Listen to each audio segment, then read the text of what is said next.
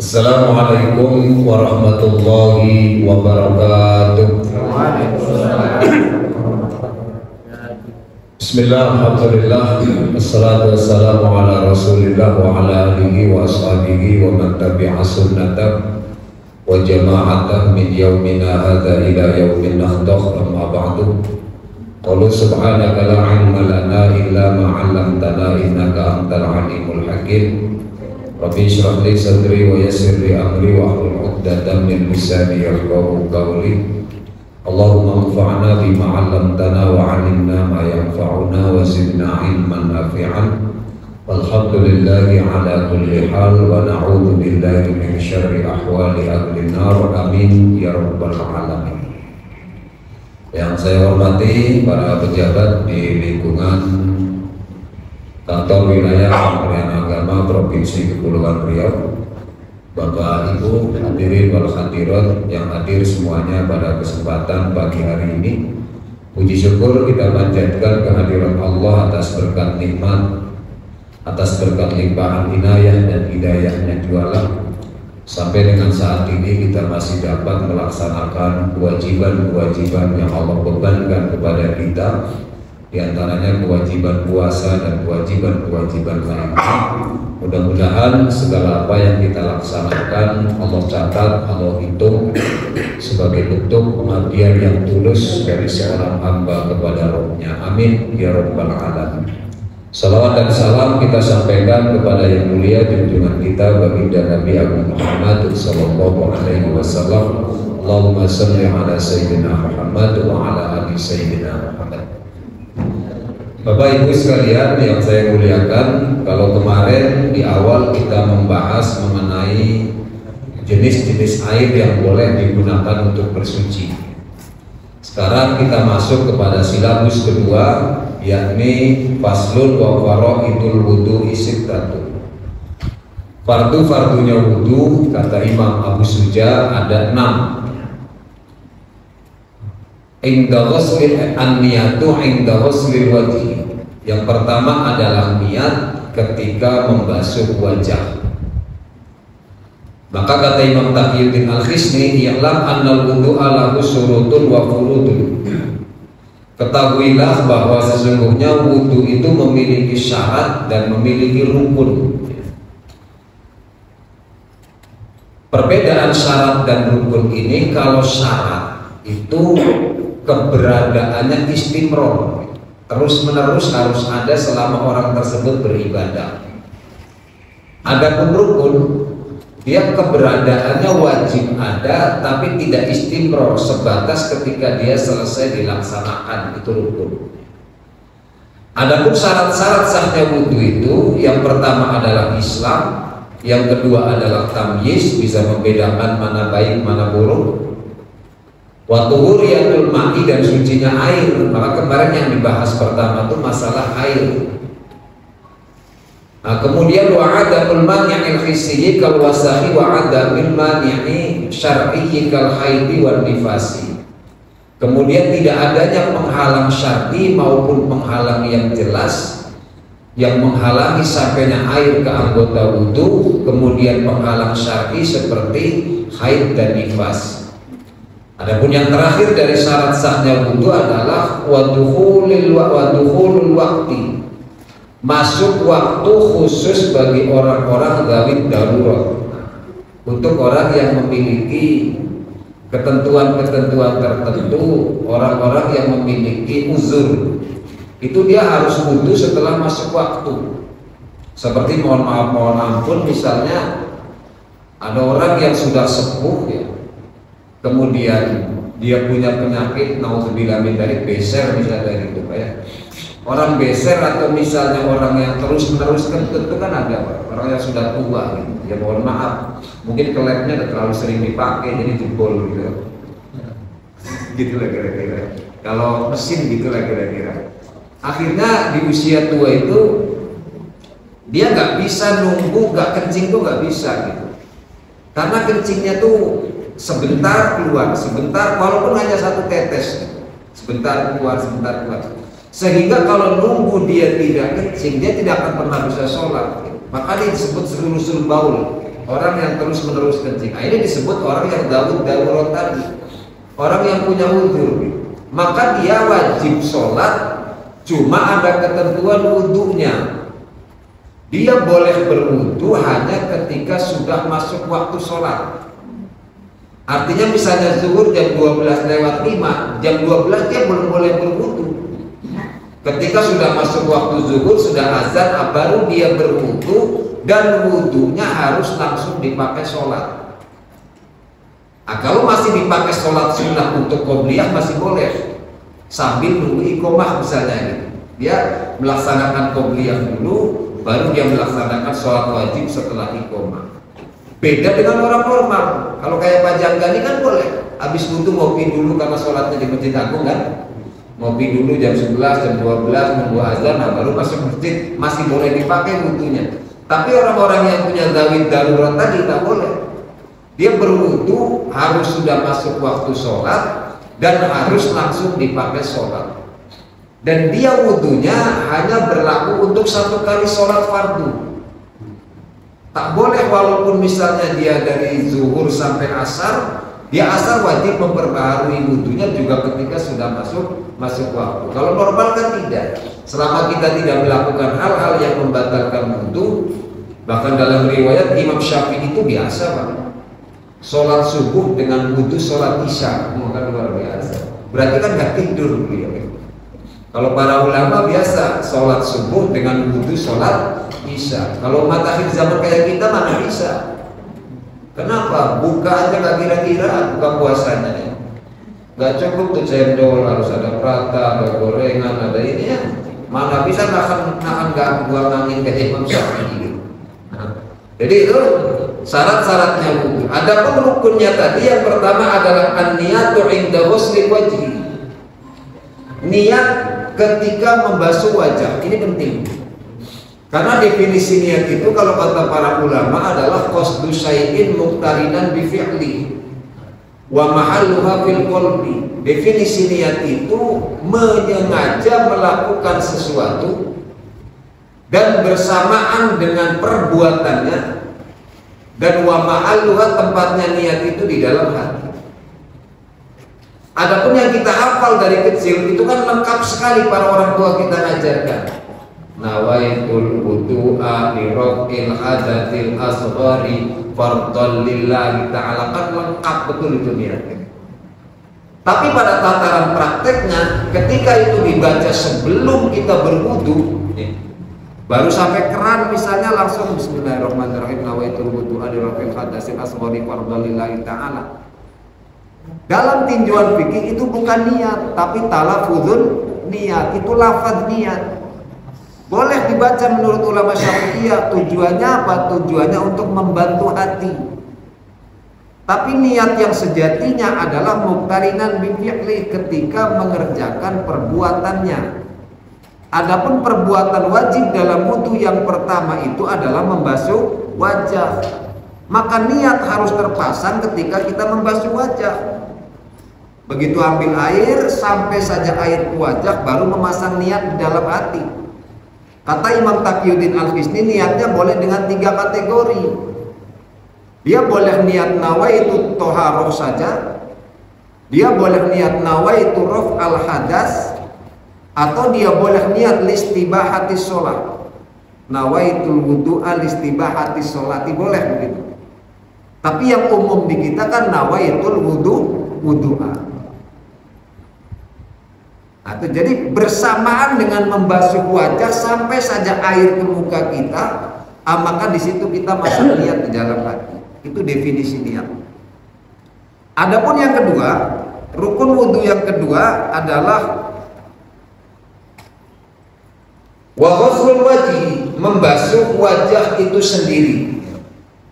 Dalilnya Al-Qur'annya adalah faghsilu wujuhakum, dan basuhlah wajahmu. Batasan wajah mana? Kalau menurut fikih batasan wajah itu daripada min nabatis sya'ri, dari mulai tempat tumbuhnya rambut, mana bitis sya'ri, yang normal ya, tempat tumbuh rambut yang normal, bukan tempat tumbuh rambut profesor. Waktu tempat untuk profesor ya, berarti wajahnya sampai sini.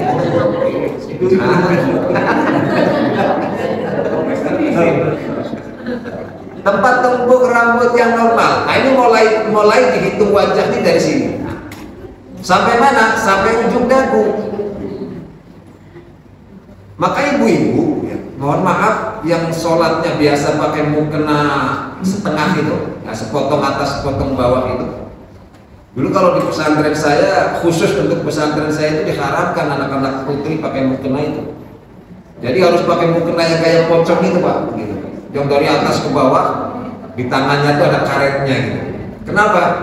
Karena memang berisiko sekali kalau pakai mukena itu, kebetulan misalnya mohon maaf dia tidak menggunakan baju dalam, itu bahaya sekali. Maka dihitung dari wajahnya begini. Yang repot nih kadang-kadang mukena ini yang nggak ada tempat dagunya. Itu ketika ibu bangkit dari ruku ke i'tidal itu ketarik ke belakang gitu. Nah ini nampak saja kan sudah tidak sah sholat itu, karena ini udah bukan lagi wajah gitu. Yang dihitung wajah ini kan dari sini sampai ujung dagu sini. Maka bagusnya memang di tempat dagu itu ada karetnya gitu, ditempatin di sini gitu, sehingga lebih aman tertutup. Nah, gitu. Adapun lebarnya dari mulai sentil telinga ini sampai sentil telinga ini semua harus basah, harus terkena air. Mohon maaf, semua yang ada di wajah harus kena air, termasuk bibir ibu. Karena ada saya tengok di masjid aku orang untuk gini, macam mana? Dia takut balik lipstiknya mahal, takut terhapus lipstik ini. Ini harus kena air semua ibu, ini harus basah. Jadi seperti itu. Jadi al-wajh itu dari mulai tempat tumbuhnya rambut sampai ujung dagu sini, sampai sentil telinga, sampai sentil telinga yang lain. Itu harus semuanya terkena air. Nah, kemudian yang ketiganya adalah wa ghuslul yadaini ma'al mirfaqaini. Membasuh kedua tangan sampai dengan kedua siku. Dalilnya dari Al-Qur'an wa aydiyakum ilal marafiq. Maka harus dilebihkan Bu, kalau menurut saya dilebihkan dari atas siku sedikit, karena batasan siku ini kita agak rancu ya. Yang mana batasan selesainya siku itu, maka dilebihkanlah sedikit. Ya, kata ulama kalau dilebihkan itu nanti dicahaya juga di akhirat. Dilebihkan, jangan dipas-paskan. Maka ibu-ibu yang pakai baju ininya ketat itu kadang-kadang beresiko sekali gitu. Ya. Maka kan biasanya di masjid-masjid tempat wudhu ibu-ibu dengan tempat wudhu bapak-bapak itu kan dipisah. Tujuannya apa? Karena biar ibu bebas berekspresi di situ. Ibu bebas membuka jilbabnya, ibu bebas menggulung lengannya sampai ke atas siku. Supaya apa? Karena kalau sesama perempuan itu kan bukan bagian aurat. Rambut ibu nampak sesama perempuan kan bukan aurat. Siku ibu, lengan ibu nampak sesama perempuan itu bukan aurat. Maka memang mestinya ketika wudhu itu ya bajunya digulung sampai ke sini gitu. Jadi sikunya semua terbasuh. Ada kadang sampai sini aja Pak ini.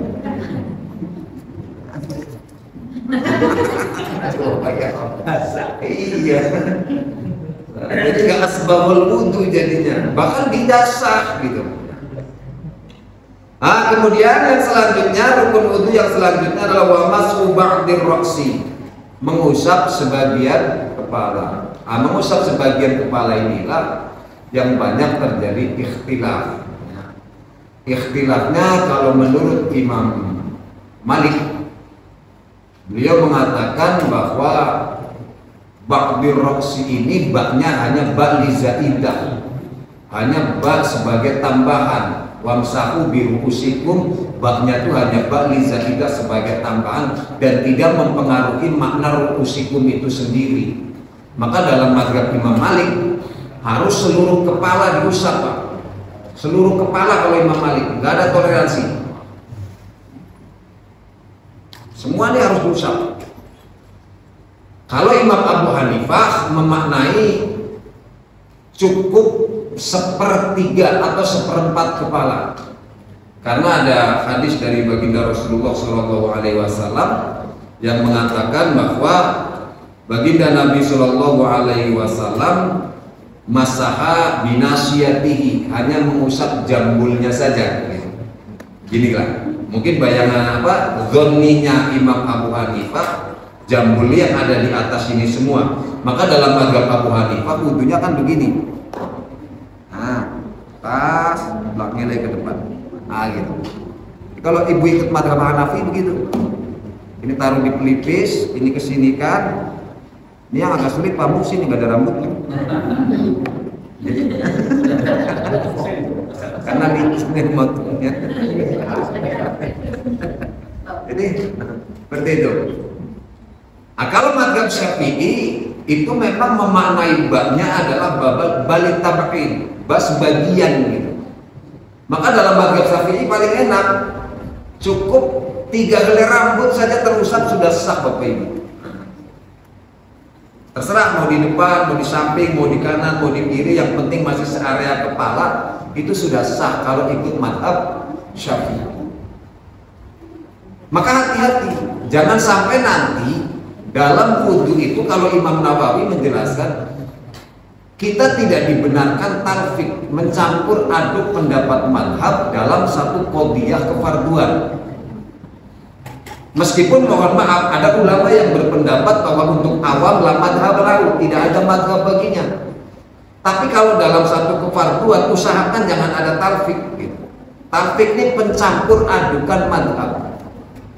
Ibu misalnya bapak karena wudhunya mau ringan ikut Syafi'i yang cukup mengusap sebagian kepala. Kenapa? Karena berangkat kantor dan nyisir tadi Pak, pakai pomade, pakai tanco, ya kan, pakai macam-macam. Nanti kalau diginikan kayak mazhab Hanafi berantakan pula rambut saya misalnya. Atau biar tak payah buka sokok Pak, nah gini. Kan sudah sah nih begini. Kalau dalam mazhab Hanafi, gitu sah nih, karena itu udah bagian kepala. Terus, tapi giliran batalnya ikut mazhab Hanafi. La mastumun nisa, bersentuhan kulit laki-laki dan perempuan tidak membatalkan wudu menurut mazhab Hanafi. Akhirnya analisis dari Imam Nawawi yang disampaikan begini. Kalau seandainya dua imam ini masih hidup gitu lah ya. Kemudian kita sampaikan ke Imam Syafi'i, wahai Imam Syafi'i, saya dalam masalah berwudu ikut ijtihad Imam Syafi'i. Gimana? Jadi ketika mengusap kepala cukup sebagian saja. Kemudian Imam Syafi'i nanya lah, batalnya kamu ikut saya enggak? Enggak, saya batalnya ikut Imam Hanafi. Yang kalau nyentuh perempuan tidak batal. Oke. Kalau gitu kata Imam Syafi'i, wudumu tidak sah. Kemudian ibu ngadu ke Imam Hanafi. Imam Hanafi, saya dalam masalah batal wudhu ikut Imam Hanafi. Wudhunya ikut saya enggak? Oh, kalau gitu wudhumu enggak sah. Dua imam madhab tidak mengesahkan wudhu kita, karena ada terjadinya pencampur adukan dalam satu masalah ibadah. Aneh. Jadi wa masubah biroksi, mengusap sebagian kepala itu tadi ikhtilafnya dari situ. Kemudian wa ghuslur rijlaini ma'al ka'baini, membasuh kaki sampai dengan mata kaki. Mata kaki ini ada selisih pendapatnya hanya antara Ahlus Sunnah dengan Syiah Rafidhah. Kalau Ahlus Sunnah wal Jamaah mata kaki ini jelas yang ada di kanan kiri yang benjolir. Itu jumhur Ahlus Sunnah, jumhur manusia memaknai itu. Adapun Syiah Rafidhah memaknai mata kaki itu adalah telapak tumit gitulah. Maka dibantah oleh Imam Taqiyuddin Al-Hisni dengan sebuah riwayat hadis bahwa ketika ada sahabat, siapa nih namanya, Nu'man bin Bashir radhiyallahu anhu, beliau menjelaskan, qala lana Rasulullah sallallahu alaihi wasallam aqimu sufufakum fara'aitur rajula minna yusliku mankibahu bi mankibi sahibihi wa ka'buhu bika'bihi. Ketika baginda Rasul mau sholat, beliau nengok ke belakang lah kayak imam kita, sufu baku, rapatkan saf-saf kalian. Maka ini tadi bin Bashir tadi, Nu'man bin Bashir tadi melihat salah seorang sahabat Ini perlu diingat Bapak Ibu sekalian. Melihat salah seorang sahabat yang merapatkan mata kakinya dengan mata kaki yang lain, merapatkan bahunya dengan bahu yang lain. Jadi hadis ini tidak bisa dijadikan dalil orang kalau sholat harus rapat betul gitu loh. Nggak bisa Pak. Kenapa? Karena ini bukan amalan semua sahabat. Ini hanya amal faro'aitu rojul. Aku melihat salah satu laki-laki dari kalangan sahabat, bukan semua sahabat Pak. Nah, ini kadang-kadang dimaknai bahwa sholat itu harus rapatkan kaki sampai kaki kita dikejar-kejar. Mudah-mudahan di Masjid Al-Khaif ini nggak ada kan? Yang kalau sholat kejar-kejar kaki orang ini. Saya kadang-kadang bisa pijak juga tuh kan makin tak khusyuk kita Pak. Jadi geli-geli gimana? Lagi pun mohon maaf nih. Kan yang dianjurkan rapat saf ini kan bahu dengan bahu sebelah dengan bahu sebelah, itu yang paling ideal. Lah terus kakinya ngangkang begini, bahunya kemana coba? Dia ngejar kaki orang itu supaya rapat. Alasannya katanya Ustadz, kalau nggak nempel nanti setan lewat. Lah kalau kamu ngangkang lewat bawah. Jadi keren kadang-kadang. Padahal ini dalil hadisnya jelas bahwa Nu'man bin Bashir melihat salah satu orang laki-laki saja. Maka amalan satu orang sahabat tidak bisa dijadikan dalil untuk melegalkan, mewajibkan merapatkan sapu harus begitu. Maka kemarin musim Covid saya sampai buka di Hayatul Zen dari Imam Syekh Nawawi Al-Bantani. Beliau mengatakan memang al-afdol yang paling utama itu seperti itu Pak, bahu nempel dengan bahu. Tapi beliau memberikan rukhsah begini, tapi kalau keadaan Masjidil Haram terlalu panas, atau misalnya dengan nempel-nempel ke yang lain ini malah buat sholat kita nggak nyaman, bagusnya direnggangkan sedikit. Itu Syekh Nawawi Al-Bantani menyampaikan begitu. Jadi ya kadang-kadang memahami dalil sekilas-sekilas itu yang akhirnya membuat tidak nyaman ibadah orang lain. Nah, jadi yang terakhir rukun wudhu adalah tartib, berurutan. Jadi tak boleh ibu wudhu kaki dulu, habis kaki baru tangan, habis tangan baru wajah. Harus urut dari urutan yang pertama wajah sampai ke kaki. Berarti dari sini dapat kita pahami yang wajib, ini saya bilang yang wajib dibasuh dalam wudhu itu hanya wajah, tangan, ngusap kepala, kaki. Basuhan-basuhan yang lain tidak wajib. Jadi kalau ada orang wudhu dia langsung cuci muka, ibu jangan bilang gak sah. Belum kumur, gak sah kamu wudhunya, tidak. Belum istinsak, masukin air ke hidung. Itu adalah bagian masuk ke dalam sunnah-sunnah wudhu. Karena waktu kita sempit langsung masuk kepada sunnahul wudhu. Sunnah-sunnahnya wudhu asru hisolin ada 10. Yang pertama at-tasmiyatu, membaca bismillah. Boleh hanya bismillah atau dilengkapi bismillahirrahmanirrahim. Karena ada satu riwayat hadis dari baginda Rasulullah sallallahu alaihi wasallam, kullu amrin bibalin la yubda'u fihi bi bismillah fa huwa ajdamun ay aqtaun. Barang siapa yang memulai perkara yang baik yang tidak diawali dengan menyebut nama Allah, maka akan putus keberkahannya. Bismillah ini diamalkan baik. Setiap kita mau melakukan hal-hal yang baik, bismillahirrahmanirrahim, menyertakan Allah dalam setiap aktivitas kita. Ayat kedua, wa ghuslul kafaini qabla idkhaluhu ma'al ina'a, mencuci tangan sampai dengan pergelangan sebelum masuk ke wadah. Ya kalau ibu di keran berarti sebelum basuh wajah lah, dicuci dulu. Kalau memastikan di tangannya ada najis, bukan lagi menjadi sunnah, malah menjadi wajib. Karena kalau tidak ibu basuh terlebih dahulu, nanti najisnya malah nyebar kemana-mana. Yang ketiga, wal madmadatu wal istinsyaku. Yang ketiganya al madmadah, berkumur-kumur, wal istinsyaku. Yang keempatnya adalah memasukkan air ke hidung. Yustahabu al-mubalaghatu fil madmadati wal istinsyaqi li ghairi shaim. disunahkan bersangatan dalam berkumur dan istinsak kecuali untuk orang yang berpuasa.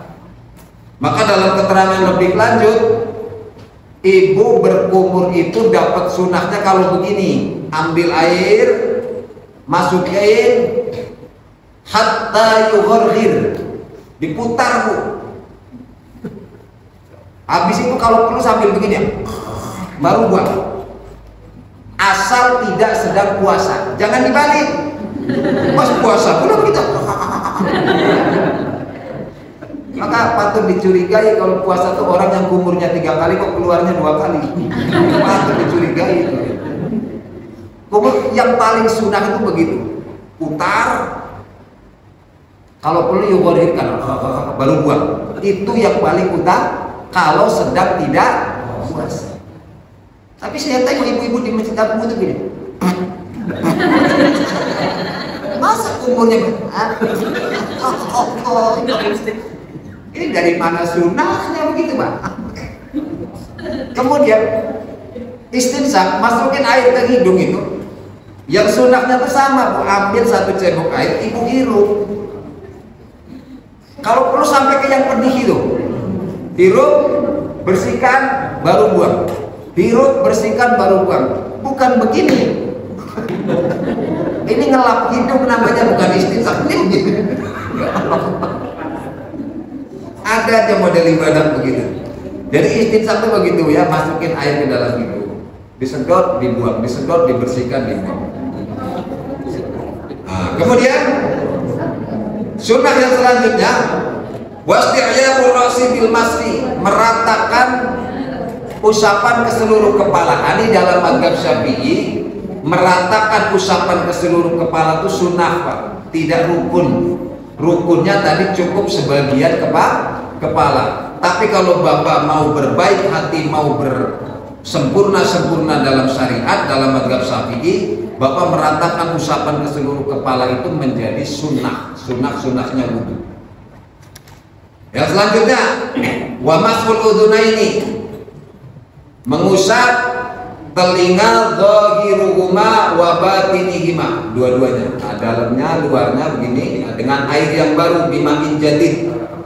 Kalau dalam mazhab Syafi'i bima'in jadid, dengan air yang baru. Karena ada mazhab yang mengusap telinganya itu dari sisa basuhan kepala langsung. Jadi dari depan ke belakang langsung diketelingakan. Kalau dalam mazhab Syafi'i sunnahnya bima'in jadid, dengan air yang kita ambil baru. Nah, gitu.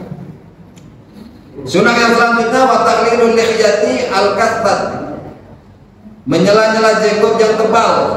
Kalau jenggotnya tebal, itu ketika membasuh wajah tidak wajib menyampaikan air sampai ke dalamnya. Kalau jenggotnya tebal, kayak orang-orang Pakistan, orang-orang Arab itu kan, kalau dipandang tebal oleh syariat itu, kalau ada orang berhadapan dia nggak nampak kulitnya, memang ketutup sama jenggot semua. Dan mereka keren-keren, Pak. Pak Doli pakai jenggot begitu jadi makin tak bagus pula. Kalau mereka memang posturnya pas, gantengnya pas gitu ya. Jadi dengan gitu kan keren kan. Pak Doli kan kurus gitu ya. Boleh gitu tumbuhnya sini satu. Repot mau dipanjangin begitu nggak bagus pula. Kalau yang tebal gitu kan keren. Kalau yang tebal sampai nggak nampak kulitnya dalam berwudu, itu cukup membasahi luarnya saja. Adapun menyela-nyela sampai ke dalam menjadi sunnah bagi yang jenggotnya tebal, Pak. Yang jenggotnya tebal begini itu sunnah. Wa taqlidu aswabi'i al-yadaini war rijlaini, dan menyela-nyela jari tangan dan jari kaki. Nah, di sela-sela gini, Pak. Kalau yang tangan sunnahnya pakai ini ya, Pak, ya, pakai kelingking gitu. Yang kaki itu di sela-sela semuanya gitu. Ibu kalau mau sunnah gitu, Bu, makanya sebetulnya tempat-tempat wudhu di masjid itu ditaruh tempat kaki biasanya, Pak. Kalau yang berdiri, supaya ibu bisa letakkan di situ, bisa diginikan. Kadang-kadang ibu wudhu gini, kakinya yang jalan, Pak, bukan jarinya gitu. Ya Allah. Untuk kesunahan yang seringan itu saja kita akhir zaman sudah berat mengerjakan. Gimana mau ngaku umat Nabi Sallallahu Alaihi Wasallam? Mestinya diangkat kaki kita di sela-sela pakai jari kita. Ya, Yang terakhir yang ke-9 ke-10 wa taqdimul yumna 'alal yusra, mendahulukan anggota yang kanan dibanding yang kiri. Kemudian wa taharatu salatan, yang ke-9-nya wal 10-nya wal mualatu, dan terus menerus. Artinya ketika berwudu satu rangkaian langsung selesai. Ini memberi arti bahwa wudu dengan tidak langsung selesai tetap sah. Misalnya ibu mau sholat di sini, wudu di ruangan kantor, baru basuh wajah, air pula mati, kan repot nih. Kemudian di baknya, ini kayaknya tak cukup 2 pulangnya, aku mau wudu di sini ragu, langsung ke masjid.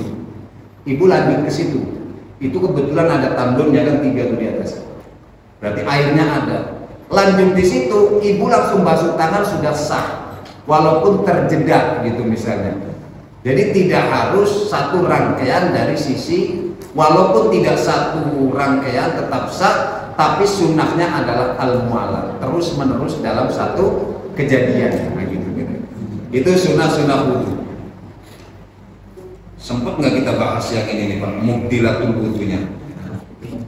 Nah, besok boleh ya? Oh masih sempat ya, boleh. Sekarang kita bahas mubdilatul wudu, hal-hal yang walladzi yaqidul wudu'a khamsatu asya'a. Hal-hal yang membatalkan wudu itu ada 5.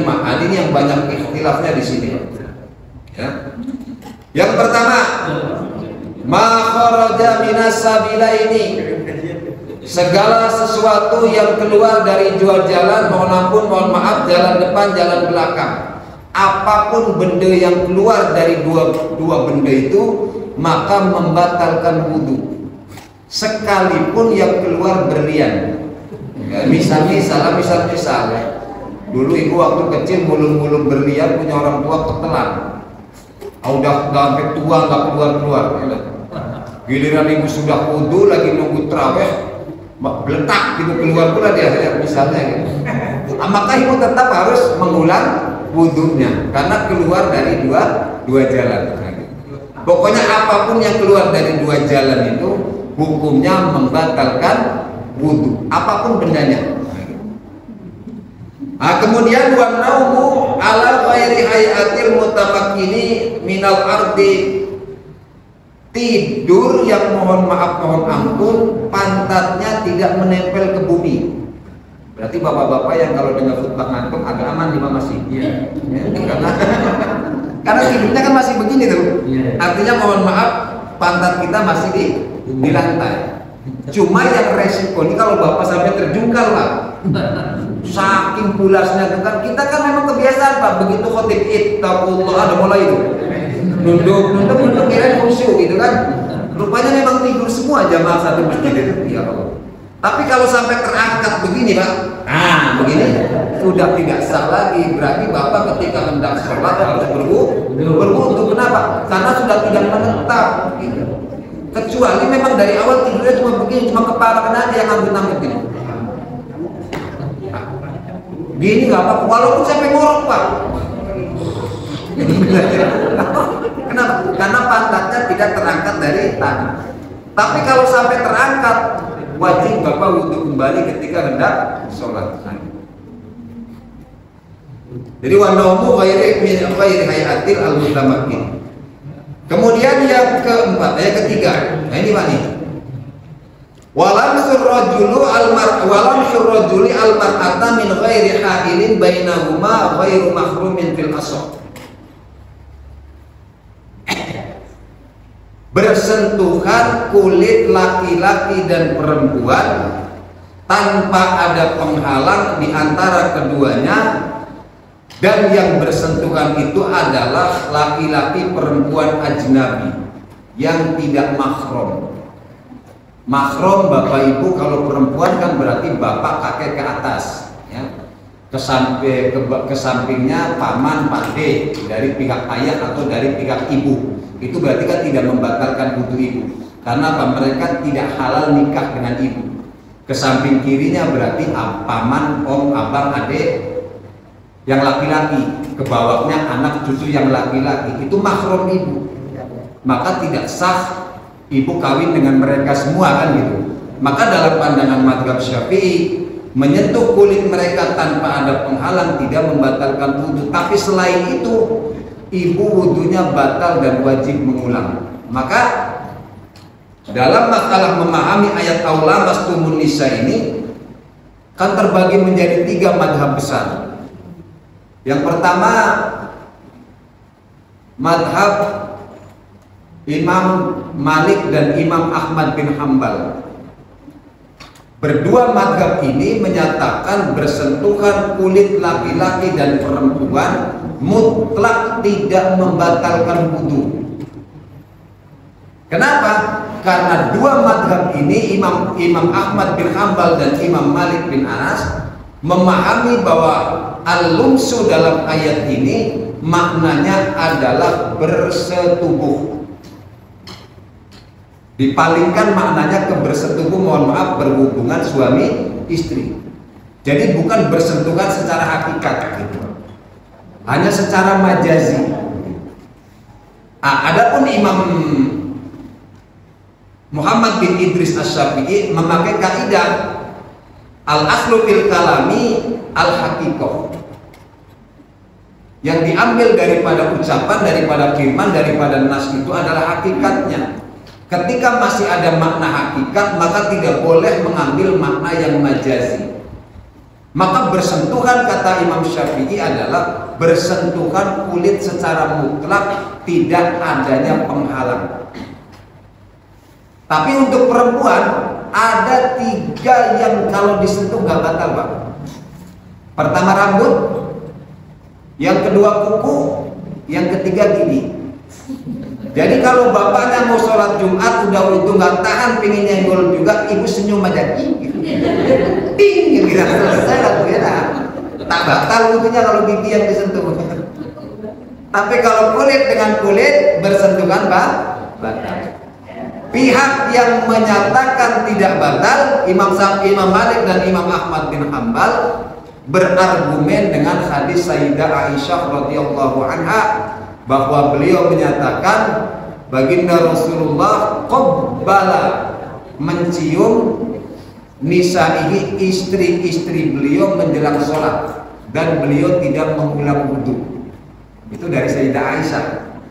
Kemudian riwayat yang kedua, pada malam hari Sayyidah Aisyah kehilangan beliau di tempat tidur, kemudian meraba-raba-raba dapat Rasul sedang sholat, dan kedapatan lagi sujud, tangan Rasul dipegang sama Sayyidah Aisyah dan Rasul tidak mengulang wudhunya. Tapi dalam pandangan Imam Syafi'i, maka Imam Malik dan Imam Ahmad bin Hambal menganggap, berijtihad, bahwa lumsu di sana, lamastumun nisa di sana adalah secara majazi, maksudnya kalau bersetubuh. Kalau tak bersetubuh tak batal. Imam Hanafi mengambil pendapat pertengahan di antara 3 mazhab yang lain ini. Kalau menurut Imam Hanafi, bersentuhan kulit laki-laki dan perempuan yang bukan mahram tidak membatalkan wudhu apabila tidak disertai syahwat. Tapi kalau disertai syahwat otomatis batal. Kalau udah umur 50 ke atas syahwatnya kan udah nggak ada juga, benar. Udah gadernya kita nggak ada gitu, Bang. Setrumnya tuh udah kurang gitu. Itu berarti tak batal kata Imam Hanafi. Tapi kalau begitu nyentuh langsung duduk gitu, wah itu berarti batal. Itu menurut mazhab Hanafi. Tapi mayoritas kita bermadzhab Syafi'i, berarti kalau sentuhan laki-laki perempuan yang bukan mahram, namanya bukan mahram, berarti termasuk suami, termasuk istri. Kenapa? Karena istri itu halal dinikah, berarti dia bukan mahram. Nah, gitu. Jadi itu. Yang selanjutnya, wa masul farji bi batnil kaffi, menyentuh kemaluan dengan telapak tangan, ini membatalkan wudhu. Berarti kalau dengan selain telapak tangan tidak, cukup dengan telapak tangan ini yang membatalkan wudhu. Kalau nyentuhnya pakai yang lain begini agak batal. Ini diantara hal-hal yang membatalkan wudhu, sunah-sunah wudhu dan rukun-rukun wudhu secara singkat daripada kitab Matan Abu Syuja, dan penjelasannya sedikit saya nukil daripada Kifayatul Akhyar karya Imam Taqiyuddin Al-Fisni. Barangkali ada yang mau didiskusikan ya, dipertanyakan, kami persilahkan. Kalau bisa saya jawab, kalau enggak saya jadikan PR. Baik, Bapak Ibu. Baik Bapak Ibu, materi tentang apa tadi, wudhu dan yang membatalkan sudah disampaikan oleh Pak Kiai. Mungkin ada pertanyaan, kita buka itu. Satu, Krismon. Ya, kemudian apa tuh? Bukti. Jadi ada dua. Silakan. Assalamualaikum warahmatullahi wabarakatuh. Izin Pak Ustadz, saya ingin bertanya. Yang pertama, apakah wudhu seorang yang dengan make up yang tebal seperti pengantin yang hendak melakukan sholat zuhur, apakah itu sah? Kemudian, apakah batal wudhu jika antara menantu perempuan dan mertua laki-laki bersentuhan? Itu dalam pandangan mazhab seperti apa? Kemudian, apakah dalilnya jika itu tidak batal? Terima kasih.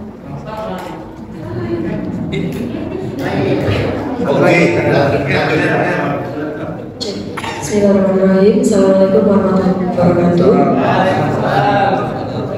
Jadi Ustaz, yang ingin saya tanyakan ada beberapa hal. Yang pertama, bagaimana hukumnya kita mengenakan pakaian yang setelah kita laundry? Di laundry itu kan pakaian kita bercampur dengan pakaian orang lain. Kita tidak tahu nih apakah pakaian orang lain itu terkena najis. Jika ada pakaian yang terkena najis, tentu diri yang sama untuk mencuci pakaian kita menjadi mudah najis. Bagaimana hukum pakaian kita jika kita kenakan untuk berwudu dan sholat? Kemudian jika berwudu di rumah, ketika keran kita mati, kita kan pakai gayung, Ustaz. Jadi apakah ada keringanan dalam membasuh bagian-bagian yang wajib itu hanya sekedar dialiri air saja tanpa digosok atau bagaimana? Karena kan susah, Ustaz, satu tangan gitu. Kemudian yang ketiga, apa hukumnya wudhu mengenakan pakaian yang terkena urin bayi? Yang pernah saya dengar, Ustaz, urin bayi itu laki-laki dan perempuan itu beda, antara bayi laki-laki dan bayi perempuan itu beda. Itu bagaimana? Mohon pencerahannya, Ustaz. Terima kasih. Assalamualaikum warahmatullahi wabarakatuh. Waalaikumsalam warahmatullahi wabarakatuh. Ada dua pertanyaan dengan beberapa pertanyaan. Saya nambah juga sedikit, Pak Ustaz.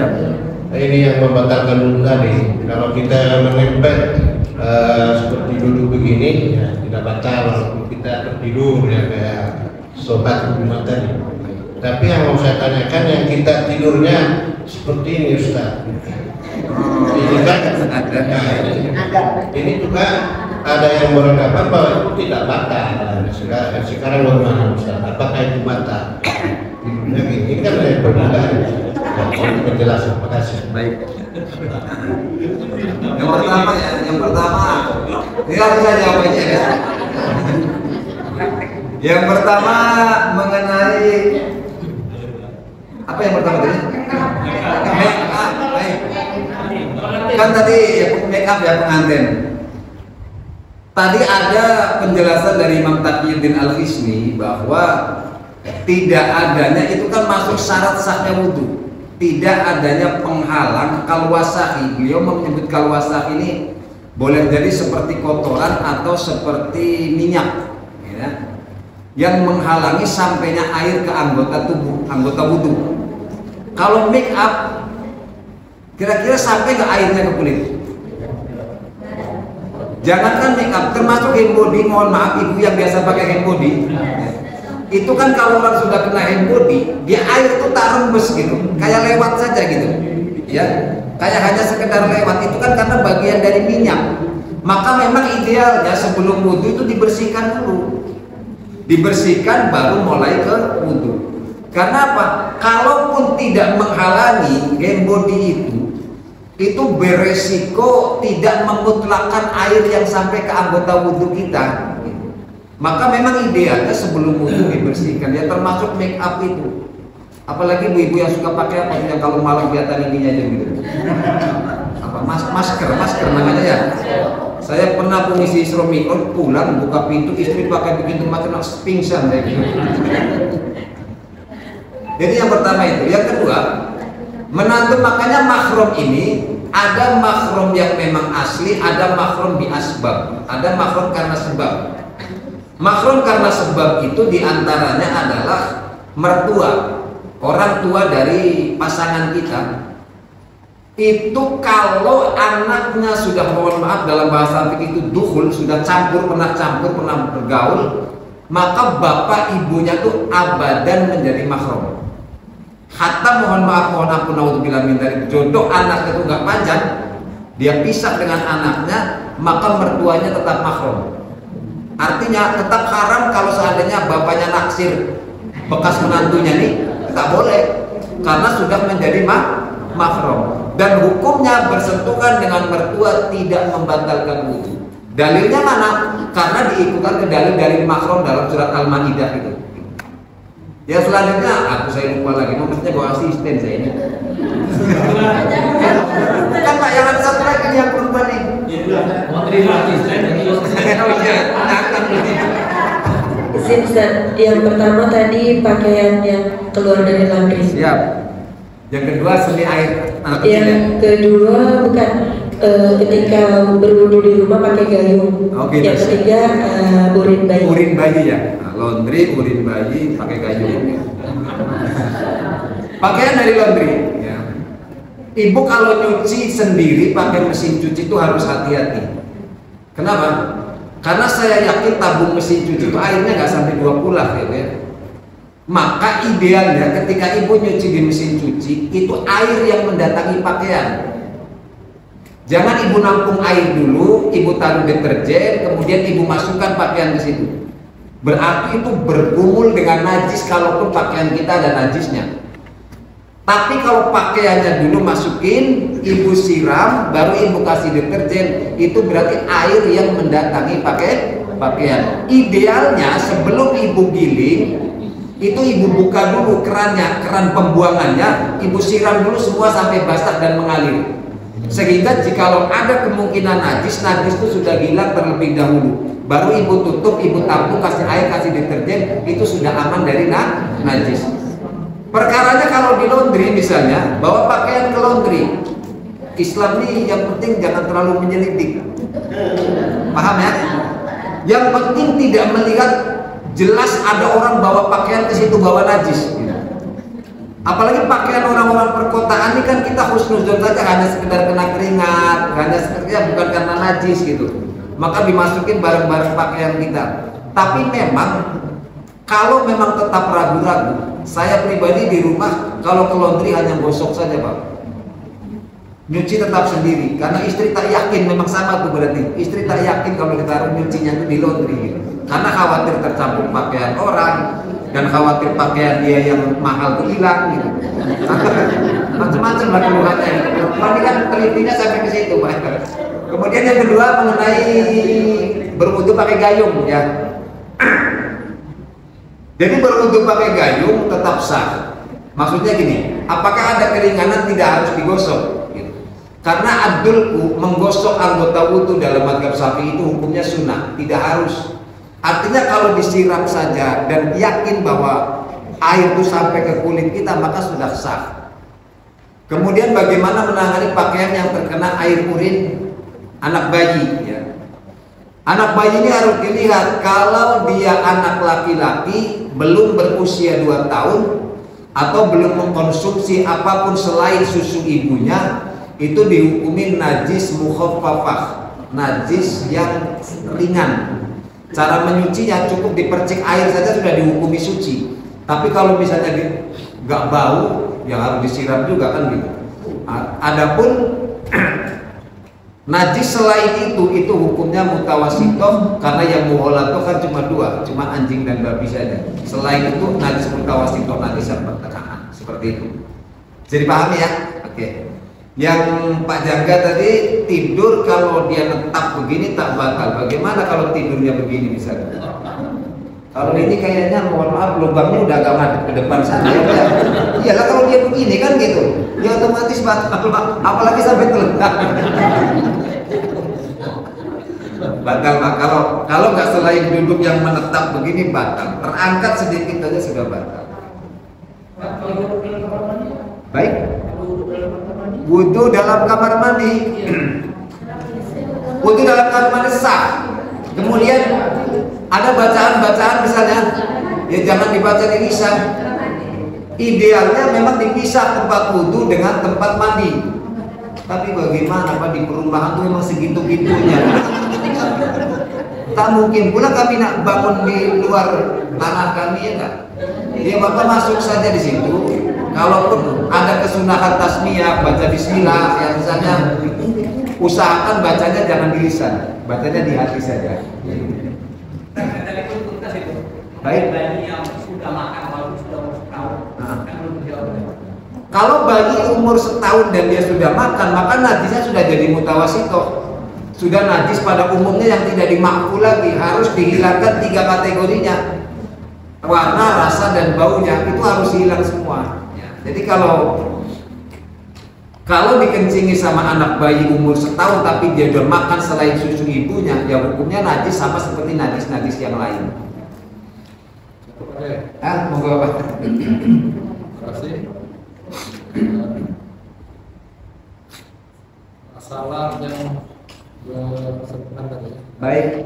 Dari bidang haji kan. Iya. Jadi rata-rata jemaah kita ini kan madzhab Syafi'i. Baik Pak. Sesuai nama saya juga. Iya. Siap. Yakin memasukkan dia. Jadi membatik madzhab Syafi'i, padahal di Mekah itu waktu tawaf itu begitu roditnya sehingga tak memungkinkan. Baik. Ada kemarin jemaah itu berapa jam, 5 jam tak siap-siap karena itu sebentar sentuh batal. Ambil habis deh. Jadi apakah kita beralih mazhab sebentar Mekah itu atau tetap mazhab Syafi'i tapi mengambil rusak aja gitu? Ini tidak mungkin ya, saudara. Sentuh-sentuhan gitu kan, baik saja. Itu aja. Baik, karena memang gini Pak. Kalau kita di Mekah umroh, kita saklek dengan mazhab Syafi'i yang kita pegang.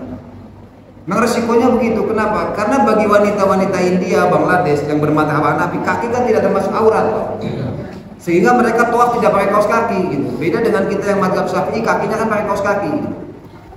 Apalagi lasak-lasak betul perempuan sana tuh Pak. Kalau nana berebut nyium hajar aswad tuh laki-laki pun diterajang dia. Ada bisa perempuan-perempuan sana. Nah, iya betul.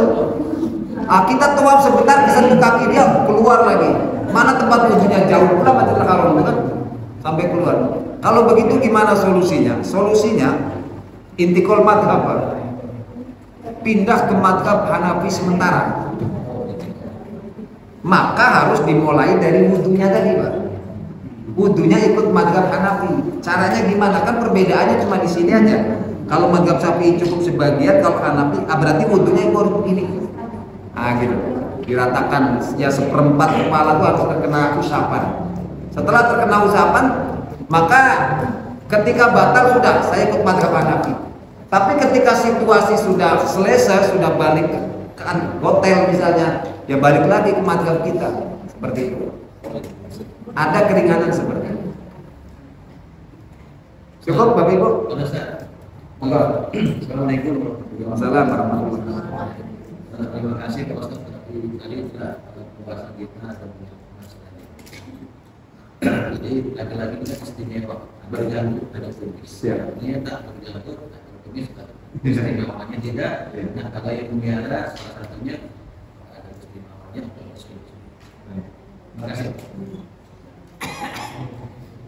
Memelihara jenggot ini memang ada hadisnya, cuma saya tak gitu hafal hadis mengenai jenggot ini. Disunahkan waktu itu riwayatnya adalah untuk menyelisihi kaum kafir dalam peperangan, gitu ya. Kalau nggak salah riwayatnya ini. Jadi potonglah kumis dan panjangkanlah jenggot, kan gitu kata Nabi. Selisihilah orang kafir dengan memotong kumis dan memanjangkan jenggot. Karena Orang-orang Persia, orang-orang Romawi waktu itu kan panjang-panjangan kumis Pak. Kalau yang kumisnya tebal panjang tuh punya wibawa tersendiri bagi orang-orang itu. Maka Nabi memerintahkan seperti itu. Saya kurang hafal hadisnya. Kemudian dipahami oleh para ulama bahwa memanjangkan jenggot bagi laki-laki itu dihukumi mustahab, dihukumi sunnah. Sunnah. Cuman kalau kita baca kembali pada riwayat Ibnu Umar, itu Ibnu Umar tidak pernah membiarkan jenggotnya panjang melebihi segenggaman. Artinya kalau sudah lewat segenggaman beliau potong gitu. Tidak pernah dibiarkan sampai panjang betul gitu. Tapi perkara kembali kepada sunnah ini jangan sampai kemudian mewajibkan sesuatu yang tidak diwajibkan oleh syariat. Jangan karena kita ingin pelihara jenggot, ingin mengikuti sunnah, kemudian nengok yang bukan, yang tidak pakai jenggot, neraka orang ini. Jangan itu malah kita pula masuk neraka dulu nanti dulu ini. Apa? Karena yang hukumnya sunnah itu jangan dipaksakan menjadi wajib.